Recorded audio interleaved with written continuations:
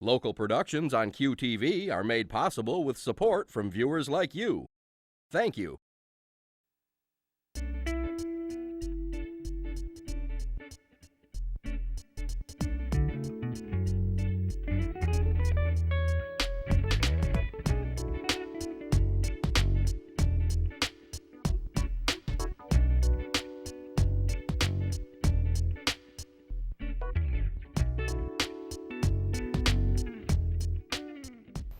Hello everyone and welcome to Uncommon Sense. I'm Junia and thank you so much for joining us today. My guest today is Dominick Gagliardi, past president and current member of the Midland Morning Rotary Club, as well as past Rotary International District Governor and recipient of Rotary Club's Spirit of Rotary Award. Welcome, Dom. I can see you love Rotary. Yes, very much. What got you involved with Rotary? I got involved through a friend when we traveled together for Dow, that he was a Rotarian, and he invited me to go to meetings with him because he was making up at different places. And to me, this was a good way to interact with the people of different areas. Really? And also their cultures and what they were doing in their communities. And the welcoming spirit from the people in those communities was great. You know, you felt like you were a part of them because they made you feel at home. Yes. People who are Rotarians are very welcoming. The times I've done makeups elsewhere. Yes. In different countries and different states and cities. Right. Yeah. So you joined pretty early on? I joined at the start of the Midland Morning Rotary Club. I'm a charter member there, and that was back in 1988. And I've been with that club ever since, and it's been a great experience for me and a great opportunity that they afforded me in working with different people, different cultures, and being able to help. There was two things that I wanted to really do, and that was to help the aged and help the kids. The in-between group, I felt that they were pretty good. They could handle themselves, but the others needed some help. And this is where I felt that I could be of some service. And what did you do for the aged? What did you find valuable and interesting? Well, I found that they needed help with housing. They needed help with food and food pantries. They needed help in their aging process and how do they age. They also needed help with their families. It was interesting that as they got elderly, the families needed to be educated as to how do you handle these people. And how I really got into that was through Dow Chemical. Dow, as soon as I retired, says, hey, we need a guy to handle the Dow retirees and their volunteerism in their communities. And here's where I learned about the people aging and their interaction with their family and how do they interact. And that was a big learning experience for me. What does a family need to know, or what did you decide to teach them that they may not have been aware of earlier as their family members aged?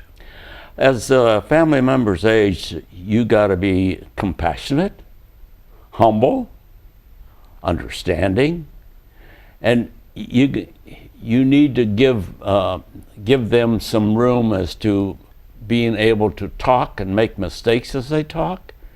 And maybe you don't agree with what their thinking is, and so you try and help them, but you do it in a compassionate way and not in a way that they feel that they are being talked down to.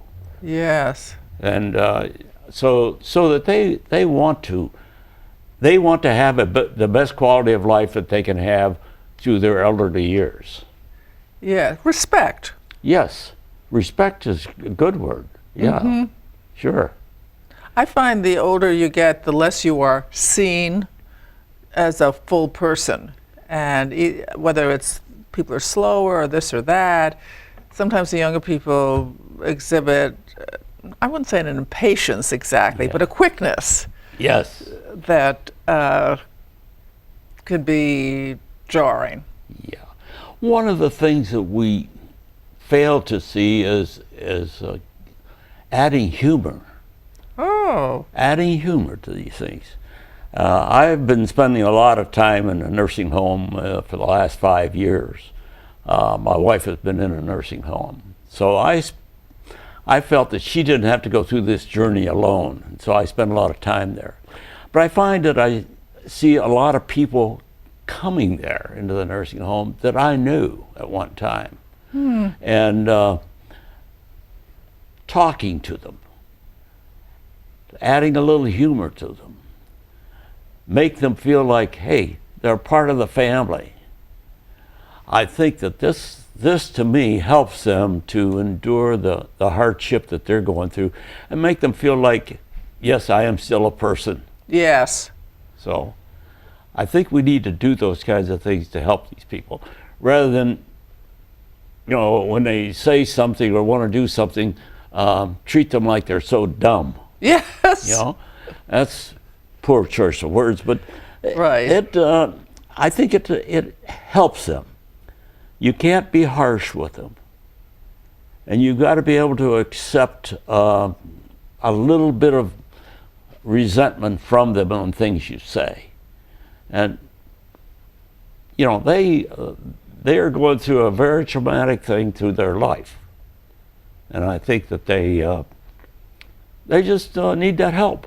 Need that help of a hug, a big hug. It's amazing at how much that helps. So, and just talking to them, just saying hi, good morning, and so on, and making some crazy comment that makes them laugh. This is what really helps that elderly person to endure the day. That must have changed you in some way. You went for your wife, but you found your ministry, so to speak, is quite large. Well, yeah. This is not something that you prepare for. Right. This is something that you're thrown into because it happens all of a sudden. And with my wife, she had a stroke, and we went from there. And but I was one of the more fortunate ones in that she never lost her speech. She never lost her retention of things. She never lost her being able to go back and pick out things that she has done in the past or what there is in the home. And we have to recognize that they, at times, will finally recognize that, hey, I'm not going home anymore. I'm there. This is my last spot. Now, how do you give them the best quality of life during that last spot? And that's what you, as a caregiver, have to develop with them. I think what I tried with my mother, who was to create joyful experiences. Yeah. What you call a joke or a hug or let's plan a luncheon or anything that had her interest behind it. Yeah. She was interested, not necessarily me, but and I also had to learn, it was really interesting, that what I might think was good for her in the larger picture may not be her desire. Yeah. And so, her life, she rules, as long as she doesn't get into trouble physically. That's right. That's right. Anyway, that's what I tried to do. Sure. And it's a real interesting thing that's been happening lately is that as we leave the dining room, there's a lady that she's known from years ago who was a pretty lady. And as she leaves, she says, "Oh, hiya there, pretty lady," and lifts that person right up. Yes. And it lifts her up, being able to do that, and they shake hands, and pass pleasantries, and then they both go off and do their thing. But those are the little things. They're small, incremental little things that happen during the day that makes their day. Or you can say to her, well, after lunch, let's go out and just breathe a little fresh air and take them out to see some things, see some flowers and some plant life and watching it grow. It keeps them in a normal life.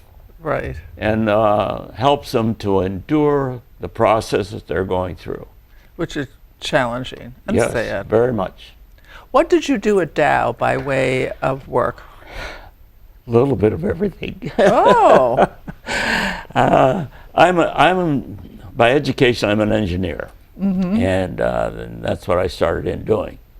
And worked up into research, got into research and developing equipment for plastics, and then got into the safety and loss prevention area, which was very, very good for me and very enlightening, because I got to I was fortunate. I got to do the review of all the changes that were going on in the plant, the engineering changes, all the new stuff that was being built. I was a part of that process from a safety and loss prevention aspect. And loss prevention, people generally don't know that term, but it's dealing with the hardware side of the chemical processes. Which is the term? Loss prevention. Loss prevention, yes. And we're trying to keep the equipment. Loss of process or product? The process. The altogether. process. But the product is sometimes what is, they go together. Yes, because I see the that. product a lot of times has an impact on the equipment that you have to have. Yes. So I had the opportunity to do that, and then I got into capital projects and handling capital and training of product engineers, or the training of them for doing plant work, being a project manager, and doing some training in that area, and then got into the U.S. area for Dow, and working on safety and loss prevention across the U.S. And finally wound up as corporate manager of safety and loss prevention, working worldwide with the plants for Dow. That's a big job. It was a challenging job, but it was a very rewarding job. Yes. In that you had to learn how to work with people from different countries and different cultures and different ways of looking at things. And how do you get them integrated into the processes, working with all of us as a team? And that, to me, was a very challenging thing, because these people always, for lack of a better term, looked at us as being from Mecca. Oh, interesting. Yeah. Yes. And how do we get them to look at us as part of the family? And I think I did very well. Got these people to be chairman of groups that were in of things that we were trying to develop for Dow, as far as information and technology, and working with all the technology centers also to get that integrated in. And I think that all of these things helped us to have a better working relationship. And as I used to go to all the chemical engineering seminars that were held U.S.-wide, and generally I was a speaker, gave presentations, but I made sure that all of our people, all of our loss prevention managers from around the world went to that same meeting. And then we'd have a Dow meeting afterwards for a day. And each one of these other people from these other areas and other countries, I would have, rather than me giving the presentations there, gave them something to do that they were doing and that they were proud of to present to the group, which helped them feel like, hey, we're all together in this. And so they come there not to listen to me or to think that they were getting all their direction from Mecca, but that they were a part of developing that all that education. Is that part of the program to make them feel like a family? Yes, it does. I think so. What else did you think of doing besides that encouraged that sense of family? Well, the one thing is communications with them. That in the Europeans are on a different time than we are. There's 6 hours difference, and so I always got in the office at 7 o'clock in the morning, and they knew that, and so they would call at that hour. We would talk at that hour, early in the morning. You help them with their timeline, but you got to adjust yours so that you do that communication. And the big thing is having them develop things and communicate it to all of the groups worldwide. Yeah, that to me just makes them feel like they're a part of the group, and they do a better job for it, and they become a better person for it. And you're really developing them and their way of looking at things. Was there anything you had to learn just about cultural differences so that when you said something early on anyway, it was heard the way you meant it rather than how it might get translated against their or into their cultural expectations? Oh, yes. And one of the biggest things that helped me, I'm an Italian background, grew up with an Italian family, grew up with parents that were immigrants, and where we had to learn the broken English, you might say, yeah, and how to work with that. And so that background in Italian helped me to, as we went to other countries, to understand them. And I remember the one manager from a country that told me afterwards, he says, "You're the first guy that's ever come in here that really we felt like we understood." So you have to speak very slowly. You can't use slang expressions like we do in the U.S. Yes. You got to be very articulate in the way you speak so that they can pick it up, and you talk slowly. You don't rush through it. And they pick it all up real quick. And of course, having a little bit of the Italian language background and having taken French in high school and these Latin languages, and when you are talking to the Spanish or the Portuguese or whatever, you have a better feel for what they're saying. Yes. Because all the Latin languages, most of the words you can find in every one of the languages. Did your dad work at Dow too? No, I'm originally from Western Pennsylvania. Okay. And my dad worked in a steel mill and coal mines in Pennsylvania. Oh, tell us about that. Well, first of all, his dad had a business in Italy, and it was a cartage business, where today they do trucks, they did horse and wagon. Right. And he didn't want to do that, so he left home with some of his buddies and went to Germany to work in the factory. Then things were getting heated up in Germany, and they thought he and his buddies decided they needed to get out of there.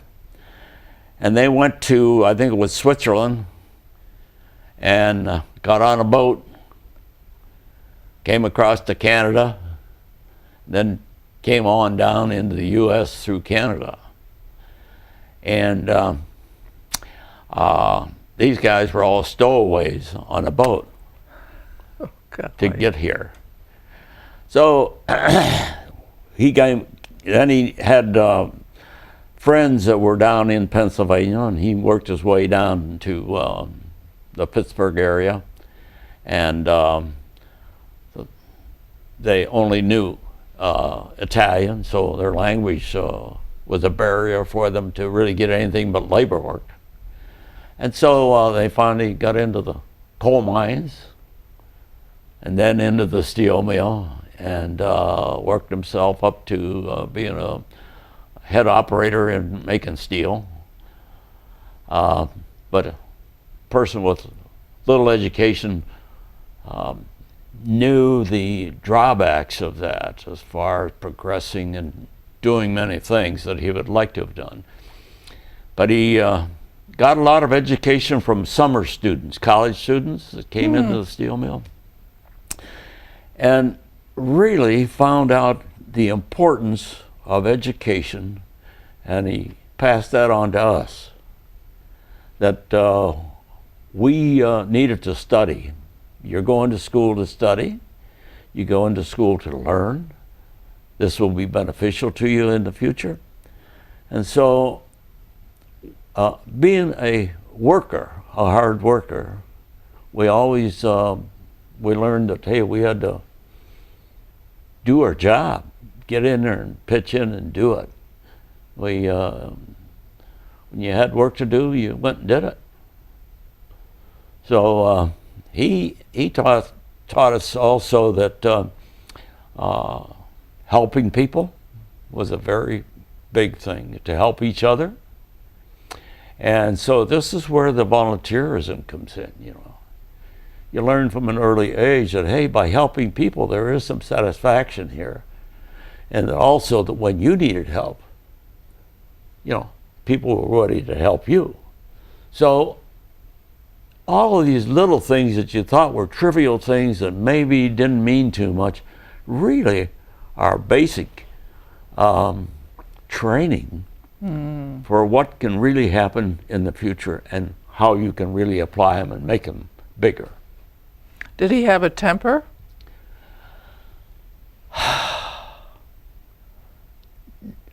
Well, I wouldn't say he really had a temper. I would say that he got his hackles up if you weren't really doing what you should be doing. But I think that I think he talked to you more than that. More than hit. Yeah. And my mother was a very good one too, a very good tactician at talking and training and so on. What did she suggest? Beg your pardon? What did she suggest? There's a couple of things that I learned from her that were very good. Is that she was a fantastic seamstress. I never had a store-bought shirt until I was in high school. She made them all, made ties. I went to school with a shirt and tie on, and how to dress and how to be clean and neat and all the basic hygiene stuff that you needed. And she taught us all that. She also taught us friendship, humbleness, and how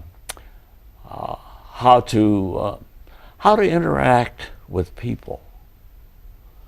That's a great thing to learn. She was a great teacher. Really a great teacher.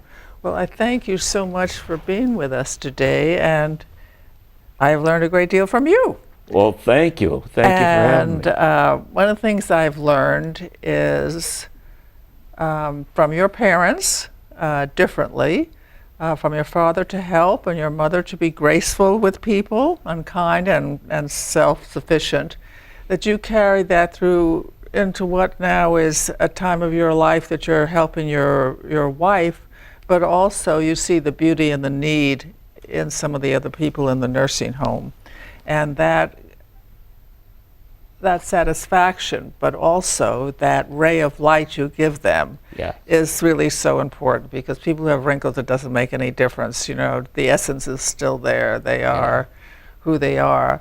Also, at Dow, again, you made yourself allow other people to shine. Let them give the talks. Let them, you know, talk about what they're pleased about. Make them feel bigger. And I think that one of the kindnesses you have in your own life is to make people feel seen, loved, appreciated, and what I call feeling bigger, feeling good about themselves and life.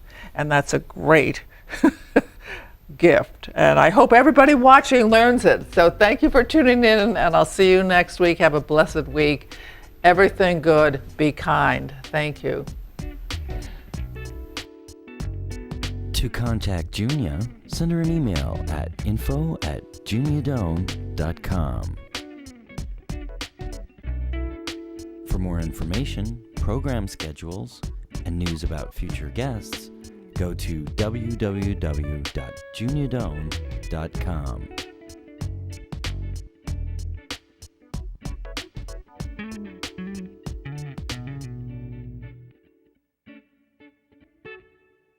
Thanks for joining us. See you next time for Uncommon Sense with Junia Doan.